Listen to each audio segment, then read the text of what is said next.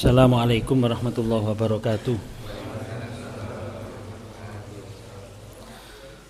Alhamdulillah wassalatu wassalamu ala Rasulillah wa ala alihi wa sahbihi man wala, la haula wala quwata illa billah. Salamati dinina wa dunyana wa akhrana wa binati du'a al-qabul. Jai Sayyidina Muhammadin sallallahu alaihi wasallam.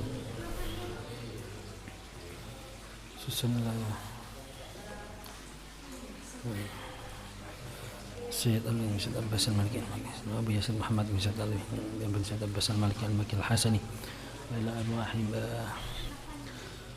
Sayyid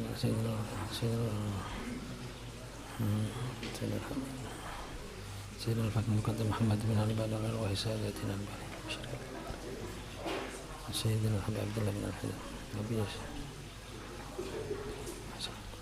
ila arwahi al-Habib Abdul Qadir bin Ahmad Fakir bin Abdullah bin Abdul Qadir Allah bin Hasan bin Habib Salim bin Ahmad Ahmad bin Salim bin Idris wa Ali bin Salim bin Idris wa Hasan bin Salim bin Idris wa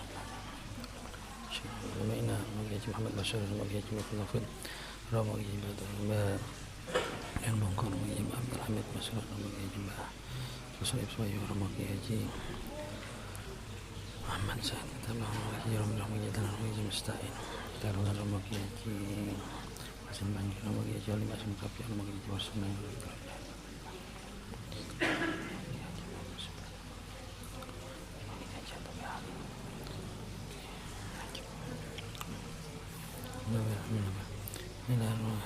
Abu Yasir Muhammad Abu Yasir Tidhalan Arhamad Syumar Rukaya Madan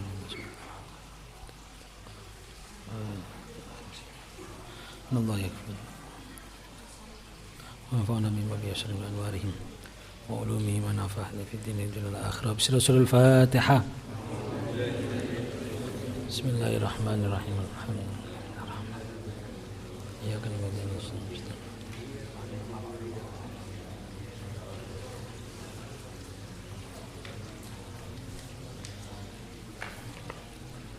rekan-rekan jamaah rahimakumullah, alhamdulillah, syukur pada Allah SWT, salawat serta salam semoga tetap terlimpahkan pada junjungan kita Nabi besar Muhammad SAW. Jamaah rahimakumullah, seperti yang kita bahas sebelumnya tentang bagaimana peran sholat lima waktu dalam kehidupan kita sebagai seorang Muslim, sebagai seorang mukmin. Sekali lagi, sholat lima waktu ini sering tidak kita sadari merupakan nikmat yang paling besar. Nikmat yang paling besar yang diberikan oleh Allah SWT kepada kita umat Nabi Muhammad SAW, selain nikmat iman dan Islam. Kenapa? Karena kita sebut nikmat yang besar. Sholat lima waktu ini secara fisik lahiriah pelaksanaannya tidak sulit, banyak kelonggaran, banyak fleksibilitas, banyak rukhsah atau kemudahan-kemudahan yang diberikan oleh Allah SWT, namun mempunyai peran yang sangat penting dalam kehidupan dunia dan akhirat kita. Ya. Bahkan sholat lima waktu ini juga merupakan media sarana kita untuk selalu mendapatkan pertolongan Allah Subhanahu wa taala.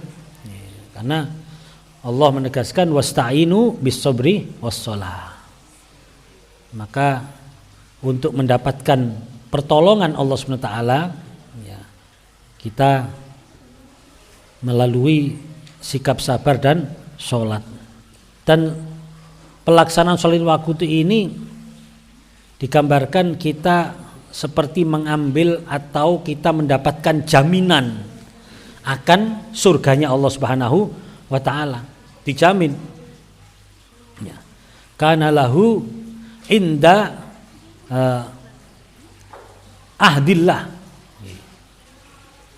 Jadi orang yang melaksanakan sholawat lima waktu ini sudah dia seperti mengambil jaminan ayyudkhilahul jannah, untuk dimasukkan surga oleh Allah SWT kelak di akhirat. Padahal pelaksanaannya kan begitu ringan, kita sudah bahas ya, pelaksanaannya begitu ringan, gerakannya tidak ada yang memaksakan kontur tubuh kita, tidak sampai kita ya gak tumon aku wong pokoknya sholat sampai mengge-mengge, sampai meyek-meyek kemeringat gobios mendelik-mendelik, ndak ada. Semuanya dilaksanakan dengan enteng santai ya. Dan gerakan-gerakannya itu pun gerakan yang sesuai dengan sendi-sendi tubuh kita. Dan banyak di antara gerakan-gerakan itu yang hukumnya sunnah, artinya tidak wajib kita lakukan atau bukan merupakan rukun, itu juga banyak. Terus waktunya juga sangat fleksibel sekali waktunya. 5 waktu ini bisa begitu panjang ya. Bisa sholat di awal waqt. Dalam sholat itu merupakan ridwanullah, ridhonya Allah. Kalau wasatuhu di tengah pertengahan, waktu pertengahan itu masih mendekatkan rahmatullah, rahmatnya Allah. Sampai waktu yang terakhir ya, yang akhirul waqt, yang waktu yang terakhir itu masih ada afwullah, ampunannya Allah. Jadi sangat fleksibel, kita bisa melaksanakan yang namanya sholat awal waktu, pertengahan waktu, ataupun di akhir waktu. Awal waktu jelas lebih afdol ya, jelas lebih baik, tetapi itulah fleksibelnya sholat. Kita bisa memilih.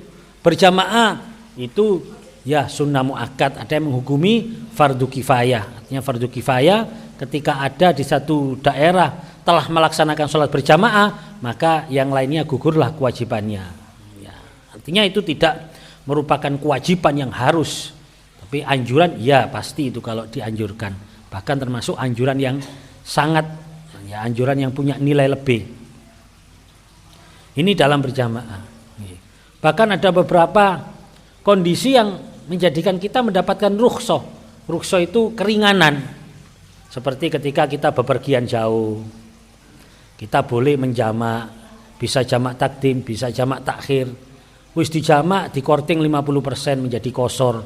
Yang tadinya 4 rakaat menjadi 2 rakaat. Tapi yang 3 jangan ya, 3 kok marine di endi marine ya, tengah-tengah 1,5 kan tidak ada. Ini rukhsahnya, apa keringanannya, kemudahannya. Juga bisa dilaksanakan dimanapun saja, dimanapun, tidak harus dilaksanakan di tempat ibadah seperti di masjid, seperti umat-umat terdahulu, mereka sholat harus di tempatnya, harus di tempat musolanya atau di tempat sujudnya atau masjidnya. Tapi kalau untuk sholat tidak masalah, asalkan tempat kita yang kita gunakan sujud suci dimanapun tidak masalah. Walaupun ada afdoliyahnya, yang afdol, yang lebih utama itu di masjid, yang lebih utama itu di soft terdepan dan seterusnya, itu memang afdol, itu memang lebih baik. Cuma pada dasarnya sholat dimanapun boleh, bahkan di tempat-tempat yang najis sekalipun, kalau perlu di jero jeding sholat itu tidak apa-apa. Artinya dari segi keabsahannya sah. Cuma ya makruh kalau di dalam kamar mandi. Tapi sah asalkan yang digunakan untuk sujud suci. Sangat fleksibel sekali. Siapa yang mengatakan sholat itu berat? Ya. Kita juga sudah menghitung bahwa sholat kita cuma 5-10 menit, di total 50 menit, tidak sampai 1 jam, berarti hitungannya tidak sampai 5% dari kehidupan kita 24 jam. Ya. Berarti kalau tidak sampai 5%, kalau umur 60 tahun, saya bikin contoh umur 60 tahun karena umur 60 tahun ini orang yang hidupnya sudah jangkep lengkap, wis tahu dadi bayi, arek, remaja, dewasa, saiki manula, ibarat nyambut gawe wis pensiun, sudah selesai, sudah jangkep iki wis ngrasakno nikmate Gusti Allah, pepek wisan. Ya. Itu kalau dihitung 60 tahun, 5%-nya hanya 3 tahun. Berarti orang yang umurnya 60 tahun dia hanya sholat 3 tahun kurang, kan kurang dari 5% kan. 3 tahun kurang, padahal wis tuwuk nikmati rahmati Gusti Allah, anugerahnya Allah, tapi cuma sholatnya dihitung cuma 3 tahun kurang. Itu pun kalau diasumsikan dihitung mulai umur bayi 0 sampai umur swidak, gak ono bolongi blas, gak katik prei, lahir jam 10 isuk zuhur wis sholat sampai jam umur swidak. Kalau ada orang yang semacam itu baru ketemu kurang 3 tahun. Sholat ini kan wajibnya setelah balik. Ya, setelah balik baru wajib. Ya. Ada yang balik yang kedua baru sholat. Artinya wis tuwek kae sholat. Ya. Ada yang ngenteni pensiun kait sholat. Wis alhamdulillah sakjane bapakmu pensiun gelem sholat. Lho kok ngene ya. Ono sing ngenteni stroke kait sholat. Wis ono hikmahe bapakmu kena stroke saya gelem sholat. Lho. Tapi itu pun tidak masalah, tidak dipermasalahkan oleh Allah. Karena memang tibanya, datangnya hidayah pada saat itu tidak dipermasalahkan oleh Allah. Yang penting kon tobat, perbaiki kinerja ibadahmu ke depan, wis beres, wis tobat sing temenanan. Begitu ringan sholat ini. Apanya yang berat? Tidak ada yang berat, itu tidak ada. Padahal kalau dilihat persentase dibandingkan tidur kita, aktivitas tidur kita saja ngentekno umur. Tidur kita itu katanya rata-rata per hari 8 jam. Berarti sudah sepertiga umur kita. 24 jam dibagi 3 itu 8. Sepertiga umur kita dientekno gawe turu. Podo-podo turu ngentekno umur.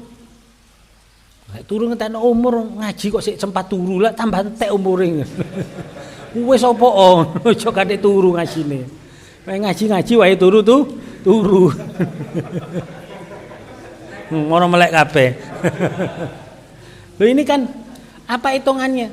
8 tahun, berarti umur swidak iku mau ketemu nih salate jelas jauh dari 3 tahun hitungane, jauh dari 3 tahun, saya yakin jauh. Ya. Dari 3 tahun. Umur swidak. Lho turune wis sepertiganya berarti 20 tahun. Terus kalau kita mengatakan ya Allah, kula niki salat berat Gusti, pegawaian kula ngeten, alasan macam-macam dari Gusti Allah. Ketekmu ambek salat iki lho sik abot ketekmu 20 tahun. Kok iso abot iki kok endi? Wong kon turu ya kon kober-koberno. Mangan kon kober-koberno. Hiburan kon kober-koberno. Lah kok salat gak kon kober-koberno. Rumangsa abot iku teko endi? Makanya ya, salat ini jadikan beban awalnya, tapi lama-lama jangan jadikan beban, jadikan sholat ini hiburan. Terus terang saya minta doanya, doa bidoa, semoga di sisa usia kita ini sholat ini menjadi hiburan kita, menjadi qurrata a'yun kita, menjadi hiburan kita. Seperti Rasulullah SAW, sholat itu menjadi hiburan. Sampai mendekati sholat Rasulullah ngoyok-ngoyok siapa? Sayyidina Bilal. Ya Bilal, arihni ya Bilal. Terus dang kayak ono aku kesenengan, beri aku refreshing. Jadi ndang adzan aku rek krungu adzan iku rasane refreshing, seneng. Kita kan ndak, salat menjadi beban. Buktine mari salat lega. Iya kan? Lega mari salat. Lho, apa niki mari duwe utang ta kok lega. Kok salat kok beban. Dadi mari salat lega. Ya baik, itu apik timbangane sholat tidak dijadikan beban, artinya belas gak mikir sholat, ya itu jauh memang. Cuma tahapan-tahapan tahapan iman itu masih iman-iman ya kelas abdun itu, kelas apa? Kelas hamba, kelas kawulo, kelas budak itu. Jadi terbebani, gue mari nglakoni, lego. Kan kita semacam itu kan ya. Tapi alhamdulillah masih menjadikan sholat menjadi beban. Cuma itu sik durung. Nek sholat itu menjadi nikmat lah iku. Saya sendiri masih juga berjuang. Ya apa supaya sholat Allahu Akbar. Aduh enak ya. Nikmati luar biasa lho. Kayak ngono iku lho. Sing kepinginku sik kayak ngono. Insyaallah nek sampean wis meh pisan iki. Kurang titik apa meh. Lho itu ya apa iso koyo ngono, menjadikan sholat itu sebuah hiburan, sebuah kesenangan. Ini yang kepingin sampai sholat koyo sholat wajib tok rasane koyo kurang. Kepingin sholat sunnah, ketemu sholat sunnah, dia tidak menyanyiakan. Karena apa? Seneng hiburan. Koyo wong seneng mangan, seneng camilan, ketemu mangan kudu nyambil kudu. Koyo ngono lho, kepinginku koyo ngono. Iya. Wis dongakno sama nek sing wis meh kan aku sik ado masalahnya, jadi yang njaluk donga jadi. Ini ya Allah, saya kepingin ya Allah, saya sering berdoa sama Allah, ya Allah pokoknya kula sadareke mati Gusti dadosaken salat niki dadi hiburan kula, dadi kesenengan kula. Sehingga kalau kesenengan wis gak mikir fadilah, gak mikir ganjaran, aku seneng kok. Kita kadang-kadang kan dikon salat sunah fadilah ya apa? Kan takon fadilah barang. Lah konono lak mari ta wong kesenengan kok. Ya. Wong hati seneng itu wis gak usah mikir kan. Bahkan bayar piro ya dibayar wong jenenge wong kesenengan. Kapan kita bisa menjadikan itu? Kita kadang-kadang beban gitu loh. Mari salat lego. Duh lego rasanya kok mari nyaur utang. Itu beban. Kadang-kadang merasa lu kok cepet. Si tas duhur mau lu bisa dan asar. Kok cepet? Jari anaknya, Pak jam 2:30 sampean ndure iki mau ngono lho. Oh polane kok cepet moro-moro asar. Mesti ayo jam 2:30. Gak sadar dek ngono.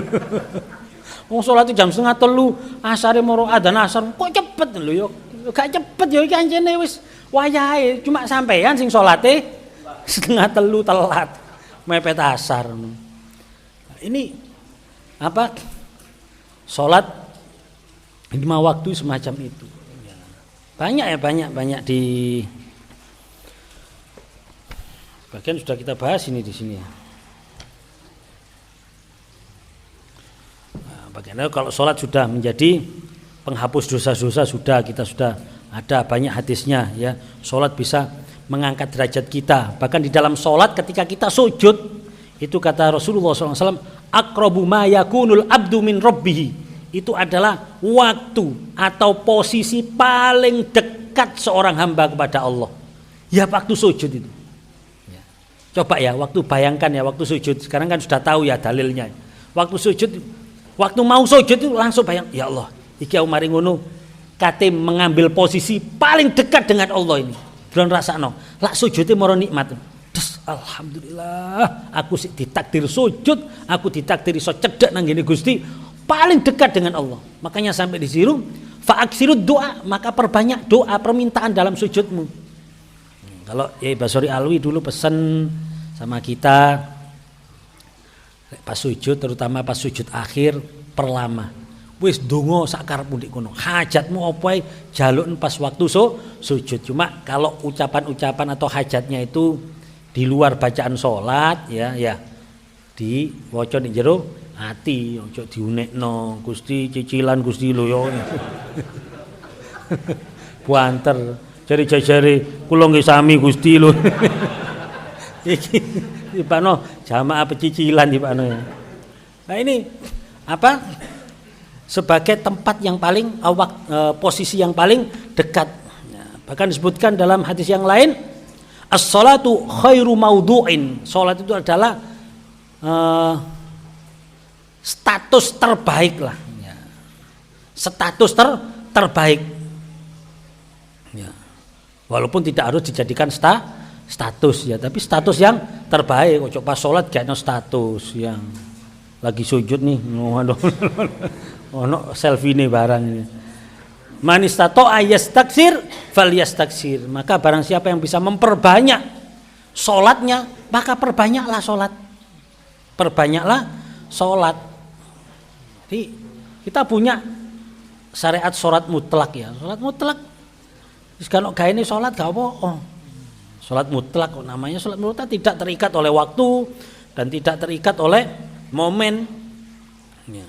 Ada yang terikat oleh momen, ketika masuk masjid ada tahiyatul masjid, ketika waktu masuk waktu duha ada sholat duha, ketika Ramadan momen Ramadan ada tarawih dan lain sebagainya. Ada yang sholat tidak terikat dengan itu semuanya. Hanya tetap tidak boleh dilaksanakan sholat mutlak itu pada waktu ba'dal asar dan ba'das subuh sampai matahari terbit dan sampai matahari benar-benar tenggelam ya. Bahkan di dalam sholat itu inna fis shalah syifa'un ya. Di dalam sholat itu ada syifa, ada obat, terapi. Si sholat itu mengandung terapi. Si ono sing eling itu Pak Hembing almarhum biyen ya. Dulu kan ada namanya Hembing. Cilik-cilik kasih nom-nom gak ero Hembing iku ya. Hembing ku herbalis terkenal sinse ya dulu. Dulu waktu zaman sik TVRI durung ono macam-macam itu kan ada kayak konsultasi kesehatan. Pak Hembing itu yang ada telepon. Pak Hembing, saya sakit ini obatnya. Oh ya, nanti ambil daun ini di kaunis. Pokoknya herbalis terkenal itu memang. Bahkan termasuk itu yang menerapi keluarga presiden juga Pak Hembing itu. Ya. Sudah almarhum dan Cina sensei tapi Islam ya, Islam. Lho itu saya pernah delok Pak Embing di TV. Tahun delok Pak Embing berarti tuwek berarti ya. Sing nom ya gak ngerti berarti ya. Pokoknya iso cerita Pak Embing berarti 40 mendhuwur berarti ya. Sing 30 selawe gak iso cerita Pak Embing. Waktu itu saya masih ingat benar ya. Waktu itu ada orang yang ingat, artinya ingat peristiwa itu, ingat konsultasi itu, cuma detailnya ndak ingat saya. Maksudnya apa yang dikonsultasikan? Pokoknya intinya orang itu ada orang yang konsultasi tentang penyakit. Saya kok sakit gini, saya punya keluhan gini. Pak Embing tanya, Anda Islam? Oh iya, saya Islam. Oh berarti Anda sholatnya kurang benar. Itu kalau penyakit itu, kalau sholat sampean benar, itu sholat sampean sebagai terapi gak mungkin kena penyakit itu. Anda kalau sholat waktu itu dipraktekkan, kalau ruku misalnya, kalau ruku itu tekan sampai ini agak urat yang di sini loh, belakangnya dengkul apa itu jenis. Itu rodok ketarik. Nah, itu kalau Anda lakukan, misalnya itu senam itu dalam hitungan 1, 2, 3, 4, 5, 6, 7, 8. Terus langsung berdiri. Terus waktu sujud itu kaki Anda tekan. Seperti yang disunahkan oleh Rasulullah itu, tekan. Jari-jari perut jari-jari Anda tekan di situ. Tekan dalam beberapa hitungan. Itu kalau dihitung 8 hitungan, ya, 8 hitungan. Itu sudah lebih dari tumak nina itu. 8 hitungan.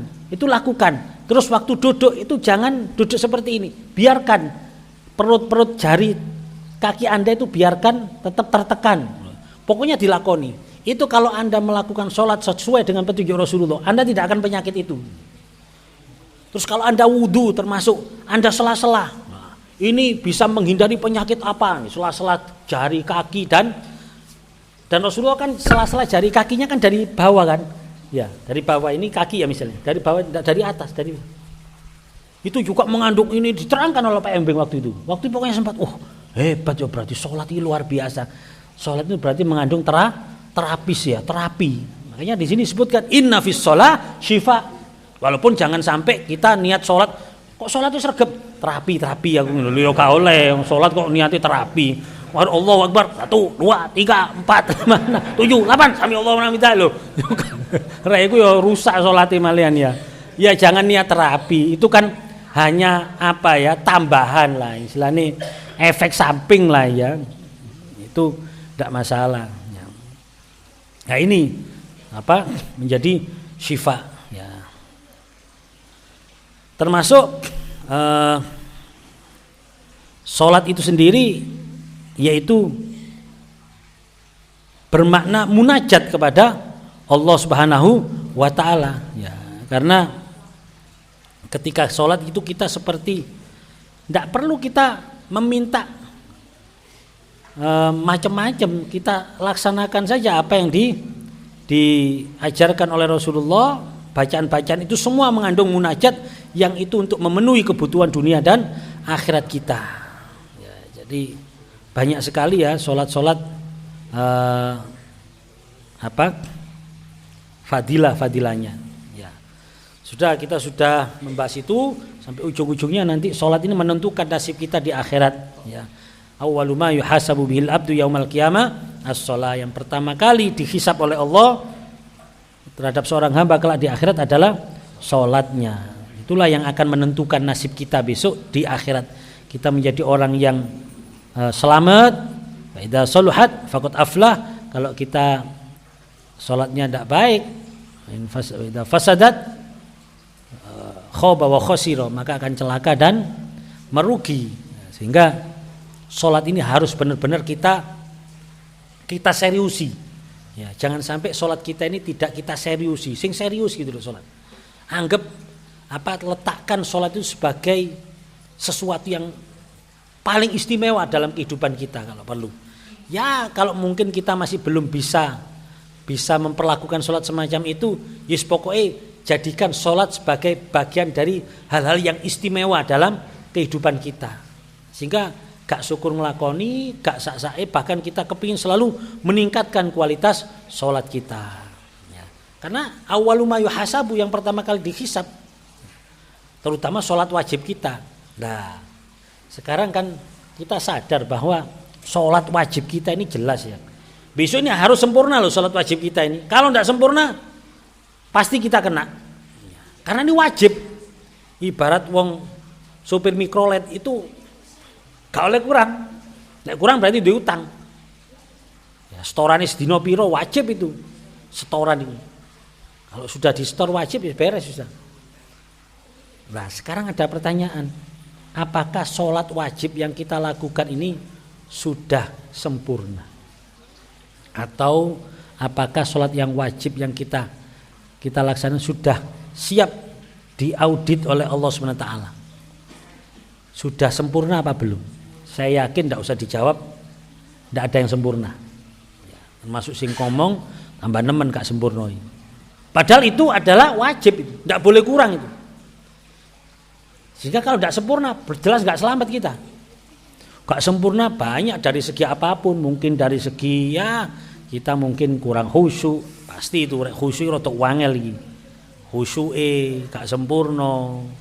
Terus mungkin kita tidak sadar, ada yang tidak memenuhi syarat sahnya sholat, mungkin ada terciprat najis kita tidak sengaja, kita tidak tahu, najis ya tetap najis. Itu mengurangi nilai, bahkan bisa menjadikan sholat kita tidak sah kalau kita tahu, kita sadar, atau kalau kita sembrono. Walhasil saya memastikan diri saya, dan saya juga berani memastikan dulur-dulur kabeh sing teko ini sholatnya tidak akan sempurna. Padahal itu harus sempurna. Nah, terus ya apa caranya menyempurnakan? Lah tentunya sesuatu yang tidak sempurna ya disempurnakan dengan yang sejenis. Ibarat genteng, misalnya gentengnya bocor, gentengnya ono sing melorot, gentengnya ono sing pecah, ya kudu diganti ambek genteng. Ibarat tembok ono sing rompal ya kudu diganti ambek sing senyawa dengan tembok ini, ya ono semene ya ono, ya kudu padha. Ya. Kudu padha. Termasuk ibarat pakaian ono suweke ya kudu ditempel dengan yang sama, yang senada, yang sejenis.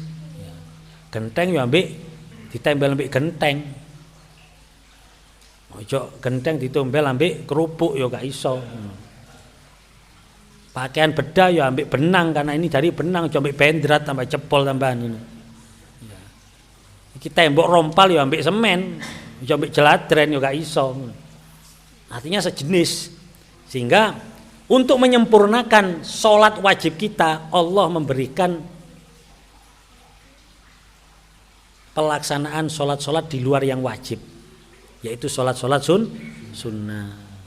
Jadi sholat sunnah ini aslinya untuk menyempurnakan setoran wajib kita. Ojo mikir fadilah wis, lah apa mikir fadilah? Wong sik durung sempurna kok mikir fadilah. Fadilah itu kan ya ibaratnya kan bonus fadilah itu. Tapi yang utama, makanya orientasi sholat sunnah kita itu untuk menyempurnakan setoran wajib kita, yaitu sholat wajib. Nah kalau kita sudah merasa tidak sempurna, berarti menyempurnakan itu bukan sunnah lagi. Sholatnya memang sholat sunnah jenisnya, tapi pelaksanaannya kalau kita sadar bahwa kita ini kurang atau tidak sempurna, itu menjadi wajib. Loh, saya sejak berpikir ini rasanya saya wajib sholat sunnah itu. Sholat sunnah wajib bukan sholatnya yang tetap niatnya ya nawa itu usolli sunatan tetap. Tapi pelaksanaannya ini, tuntutannya ini wajib. Kenapa? Karena saya sadar bahwa sholat wajib saya tidak sempurna. Sejak saya punya cara berpikir ini, saya dalam setiap hari tidak pernah yang namanya tidak meninggalkan sholat sunnah. Artinya tidak pernah dalam satu hari saya hanya sholat 5 waktu nyel itu tidak pernah. Mesti ada sholat sunnahnya. Dan inilah rahmat Allah SWT, dikai sholat sunnah yang banyak macamnya, alternatifnya banyak. Bahasa gampangan nih, rek gak iso tahajud, la ono qobliyah subuh. Rek gak sempat qobliyah subuh, la ono duha. Duha kok kebabas pisan. La ono qobliyah ba'diyah zuhur. Qobliyah ba'diyah dhuhur, waduh pas repot-repote gak sempat. Lah ono qobliyah asar. Itu qobliyah asar niki pas dinteni kali pelanggan wisan, dinteni wong akeh. Lho lah ono ba'diyah maghrib, ada yang mengatakan qobliyah maghrib terserah. Gak sempat menela ono qobliyah ba'diyah isya. Gak sempat menela ono witir atau sholat-sholat yang tidak terikat waktu, sholat mutlak yang lainnya. Gak sempat blas yo mati yo ae ngono gak sempat. Kok nemen-nemen sih rek ngono. Ngurip sepisan wong liyane yo kober ngono gak. Lah ayo kita cari gitu loh, kita cari. Ini kan alternatif. Allah kayak kelonggaran, alternatif ini. Tidak harus tahajud, enggak iso tahajud ya apa babas atau keturun atau ya wabot wong tahajud dari. Iso ni tahajud tak didampingi ambek Liga Champion. Baru iso tahajud ngono. Aku alhamdulillah pokoknya nek Liga Champion malah iso melek bengi iso salat tahajud. Jadi repot iki. Tapi lumayan misalnya. Lumayan. Lho ono lho jamaah iku ngono. Hikmah Liga Champion masyaallah. Napa? Kula saged salat tahajud. Jadi salat tahajude ngenteni Liga Champion iki. Ya. Lah iki lho ini lho ya. Ini kan pilihan-pilihan kan banyak. Kalau bisa dilaksanakan semua, wah yo istimewa, yo itu baru rumangsa itu berarti awake ya apa rumangsa rek gak sempurna salat wajib. Ya, luar biasa. Baru nanti ada fadilah, baru nanti ada bonusnya. Lek sik salat durung sempurna iku wis aja mikir bonus, aja mikir fadilah. Ya, bahasane wong sik diutang. Diutang iki kan sing dipikir nyaur ya. Nyaur durung lunas wis muni bonus, aja muni bonus kon lho sing diutang ngono. Engko nek mari kon nyaur utang baru mikir bonus. Ya. Itu ya gambarannya salat sunnah. Makanya kalau kita punya cara berpikir semacam ini, loh, sedina gak salat sunnah iku lho malu kita, isin. Rek gak ono salat sunnah blas lho ya. Saya sekarang ndak mengajurkan yang sing istiqomah duha ya lah kadang-kadang kebablas duha. Wis babal lah. Awan iki mungkin sih kelas duduk istiqomah. Tapi paling tidak kita istiqomah sedina iku mesti duwe salat sunnah. Lopote iki, lopote iki ngono lho. Ono kudu ono dan itu akan muncul ketika kita tahu diri. Tahu diri kalau kita merasa salat kita ndak sempurna. Akhirnya izin kate gak salat sunnah. Saya sudah alhamdulillah sudah masuk izin walaupun saya belum bisa dikatakan istiqomah sing iki. Ada kan orang yang istiqomah tahajud duhai. Ya. Yes, alhamdulillah luar biasa itu top itu berarti. Saya masih kelasis pokoknya salat sunnah, pokoknya sedina iku gak nyel-nyelan wis. 5 waktu nyel itu ndak. Si ono salat sunnah. Termasuk cara berpikir kita, Ramadan kita itu adalah wajib. Poso wajib itu nanti yang dimintai pertanggungjawaban oleh Allah, wajibmu. Lah wajib kita tidak sempurna. Kalau kita merasa Ramadan kita tidak sempurna, maka kita juga ada tuntutan tetap melewati atau via puasa sunnah. Cuma tuntutannya wajib karena kita tahu diri. Aku Ramadanku gak sempurna rek. Akhirnya aku kudu menyempurnakan dengan cara kudu tahu poso sunnah.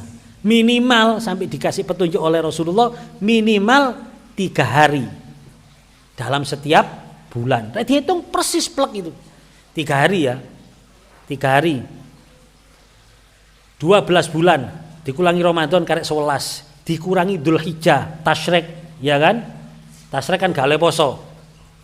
11 14 11 12 13 gak oleh poso. Oke. Berarti Dzulhijjah sama Ramadan dikurangi karek 10 kan? Nah 10 kalau setiap hari setiap bulan 3 kali berarti 30. Berarti sudah jangkep untuk nembel kekurangan Ramadan. Apalagi kalau kita Senin Kemis wah ya wis baru ono fadilah. Baru mikir fadilah. Ya walaupun dengan 3 hari itu pun oleh Allah dikasih fadilah itu haknya Allah. Cuma secara secara akhlak kita kalau melaksanakan puasa sunnah sing pas-pasan ngono iku ya wis ojo mikir fadilah Gusti niki minangka damel nyempurnaaken kewajiban poso Ramadan kula. Termasuk kita zakat tidak sempurna, sempurnakan dengan sodako, dengan jariyah, itu untuk menyempurnakan zakat kita. Ya, termasuk haji tidak sempurna, sempurnakan dengan umroh misalnya. Nah, itu semuanya ada jenis-jenisnya gitu loh. Jadi sejenis gitu. Nah, termasuk sholat sunnah ini. Makanya di dalam pembahasan kita ini dianjurkan untuk melaksanakan sholat sunnah. Ya. Bagaimana disebutkan at-targhib ya. Fin nawafil ya. At-targhib fin nawafil. Anjuran berpuasa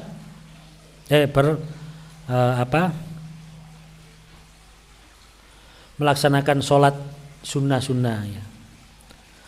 An Ummi Habibah Ramlah binti Abi Sufyan radhiyallahu anhuma qalat, dari Ummu Habibah Ramlah binti Abi Sufyan radhiyallahu anhuma qalat, beliau berkata, sami'tu Rasulullah sallallahu alaihi wasallam yaqul, ma min abdin muslimin yusalli fi kulli yaumin sintai asyrata raq'atan tatawwuan ghairu faridah illa banallahu lahu baitan fil jannah au buniya lahu baitun fil jannah. Barang siapa tidak seorang hamba muslim yang sholat setiap hari 12 rakaat tatawuan sunnah, ghairu faridah, bukan wajib, illa banallahu lahu baitan fil jannah, pasti Allah akan membangunkan rumah di surga. Kalau Allah membangunkan rumah di surga, berarti dia mendapatkan jaminan masuk surga, karena sudah dibangunkan oleh Allah rumah di surga. Wis sertifikatnya wis atas nama orang itu, berarti dia sudah punya kaplingan di surga. Au buniya lahu baitun fil jannah, atau dia dibangunkan untuknya baitun fil jannah, sebuah rumah di surga.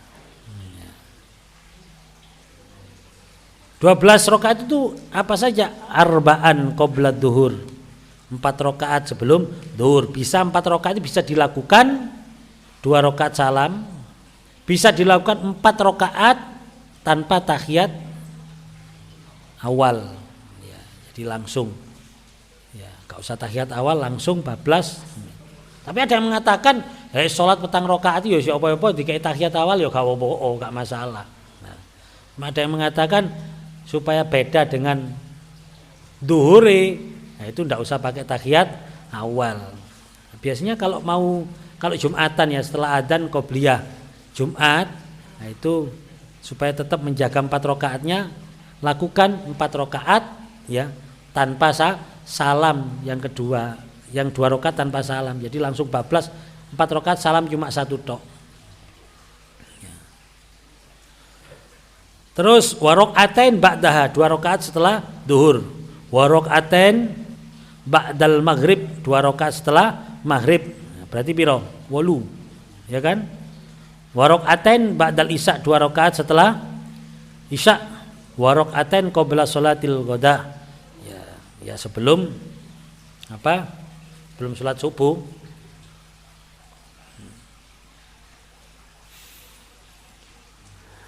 Sebelum sholat subuh, berarti 12. Nah, itu kalau bisa menjaga itu, ya itulah janji Allah Subhanahu wa taala melalui lisan karim Rasulullah sallallahu alaihi wasallam. Wa ani ibni Umar radhiyallahu anhuma anna Nabiy sallallahu alaihi wasallam qala rahimallahu imra'an ya, shalla qabla al-asr arba'an. Allah akan merahmati seseorang yang sholat sebelum asar 4 rakaat. Rawahu Ahmad, Abu Daud, dan Tirmidzi. Wa hasanahu wa Ibnu Khuzaimah wa Ibnu Hibban. Banyak diriwayatkan oleh Imam hadis. Yang 12 rakaat tadi diriwayatkan oleh Imam Muslim, Abu Daud, dan Imam Tirmidzi. Nah, itu beberapa sholat sunnah ya, Ini menyampaikan sholat sunnah rawatib, sholat sunnah yang berkaitan dengan sholat wajib. Jadi ada qobliyah dan ba'diyah. Ya. Ada yang memperbolehkan qobliyah asar, ada yang mengatakan qobliyah maghrib itu juga ada, karena tidak masuk haram di situ karena matahari sudah terbenam. Cuma karena maghrib ini waktunya memang pendek, sehingga ini dianjurkan setelah adzan itu dipercepat qomatnya supaya tidak kehabisan waktu. Itulah beberapa sholat sunnah. Nanti kita juga akan membahas sholat sunnah yang lain. Ya. Paling tidak atau kita baca aja lain langsung.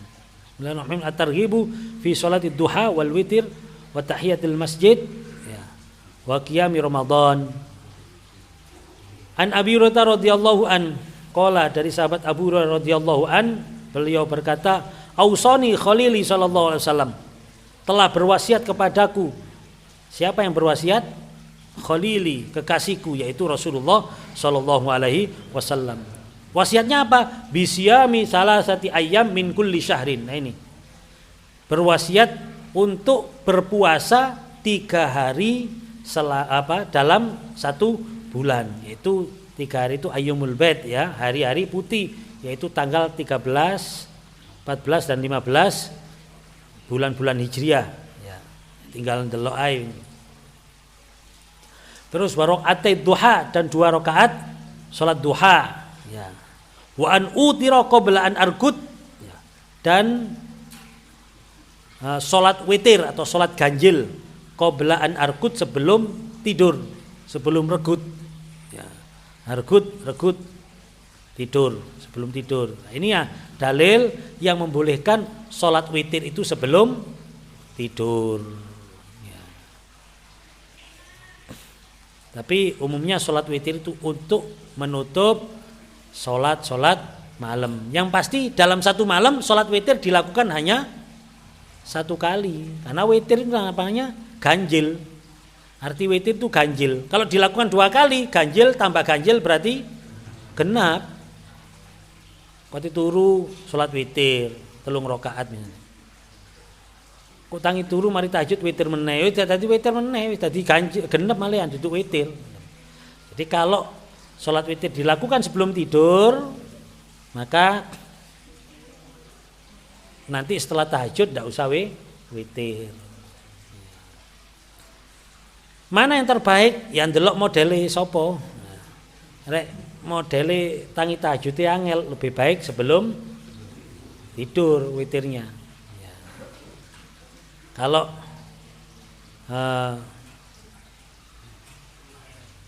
mudah memang menjadi kebiasaan sholat tahajud, ya witirnya setelah tahajud. Kira ndelok modele koyo Abu Hurairah kabeh iki. Ya berarti sadurunge regut, ya. Muttafaqun alaih, hadis diriwayatkan oleh Imam Bukhari dan Imam Muslim. Wa an Abi Qatadah radhiyallahu an qala Rasulullah sallallahu alaihi wasallam, idza dakhala ahadukumul masjid, jika seseorang di antara kalian masuk masjid, fala yajlis, janganlah duduk, hendaklah tidak duduk, hatta yusalli rakaatain, sampai dia salat 2 rakaat. Muttafaqun alaih, hadis diriwayatkan oleh Imam Bukhari dan Imam Muslim. Ya. Jadi di sini ada anjuran ketika masuk masjid dalam berbagai macam waktu, hatta waktu yang tahrim, waktu yang diharamkan sholat. Kenapa? Karena waktu yang diharamkan sholat itu kalau tidak ada penyebab. Tapi kalau penyebabnya di depan, penyebabnya mendahului, ya, maka sholat itu boleh. Seperti kita sholat tahiyatul masjid, penyebabnya kan penyebab dulu kan, baru ada anjuran sholat masuk masjid. Nah, masuknya masjid ini sebagai penyebab dia mendapatkan anjuran sholat tahiyatul masjid. Sehingga ba'dal asar sekalipun ketika kita ke masjid boleh kita sholat tahiyatul masjid. Bahkan ketika kita ingin sholat lagi, kita boleh keluar. Keluar nang alun-alun, tahu petis siji, balik meneh. Tahiyatul masjid meneh ya. Terus diwariwi tahiyatul masjid bolak-balik enggak masalah ya. Karena kan selalu ada penyebabnya. Ketika dia keluar berarti kan sudah dia sudah bukan orang masjid lagi. Masuk anjuran salat tahiyatul masjid lagi ya. Wa qala Abi Hurairah radhiyallahu anna Rasulullah sallallahu alaihi wasallam qala man qama Ramadan imanan wa ihtisaban ghufira lahu ma taqaddama min dambi muttafaqun alaih. Hadis juga diriwayatkan oleh Imam Bukhari dan Imam Muslim ya. Barang siapa yang mendirikan salat Ramadan imanan wa ihtisaban berdasarkan iman dan hanya ingin mendapatkan ya pahala di sisi Allah, ghufira lahu ma taqaddama min dambi, maka dia akan mendapatkan maghfirah, diampuni baginya dosa-dosa yang telah lalu. Wah, ini hebat loh ya. Kata-kata ma taqaddama min dambi, dosa yang telah lalu. Dosa yang telah lalu itu sudah tidak ada batasnya. Ma taqaddama min dambi kita kan tidak sama. Umur berapa Pak? 60 tahun. Berarti ma taqaddama min dambinya adalah 60 tahun ke belakang. Kan artinya dosa yang telah lalu lah. Telah lalunya orang kan tidak sama. Umurnya 60 tahun ya berarti ma taqaddama min dambinya 60 tahun. Hatta ada orang umur 1000 tahun sekalipun ma taqaddama min dambinya adalah 1000 tahun. Muttafaqun alaih. Ini salat tarawih. Ya. Itulah beberapa dalil tentang anjuran salat-salat sunnah. Ya, semoga kita semuanya diberikan kemudahan oleh Allah SWT untuk bisa menyempurnakan sholat-sholat kita, sholat-sholat wajib kita, sekaligus juga menyempurnakan sholat kita dengan diberikan kemudahan melaksanakan sholat-sholat sunnah dan mendapatkan janji-janji Allah dan Rasulnya tentang fadilah-fadilah sholat-sholat sunnah sampai benar-benar kita semuanya oleh Allah SWT dicatat, ditetapkan sebagai orang-orang yang ahli sholat. Amin ya rabbal alamin. Demikian bahasan pada malam hari ini, semoga bermanfaat. Kurang lebihnya mohon maaf. Wallahu alam bisawab. Wa'alafu minkum. Subhanakallahumma hamdika asyhadu an la ilaha illa anta astaghfiruka wa atubu ilaik. Subhanakallahumma hamdika asyhadu an la ilaha illa anta astaghfiruka. Subhanakallahumma hamdika asyhadu an la ilaha illa anta astaghfiruka. Assalamualaikum warahmatullahi wabarakatuh.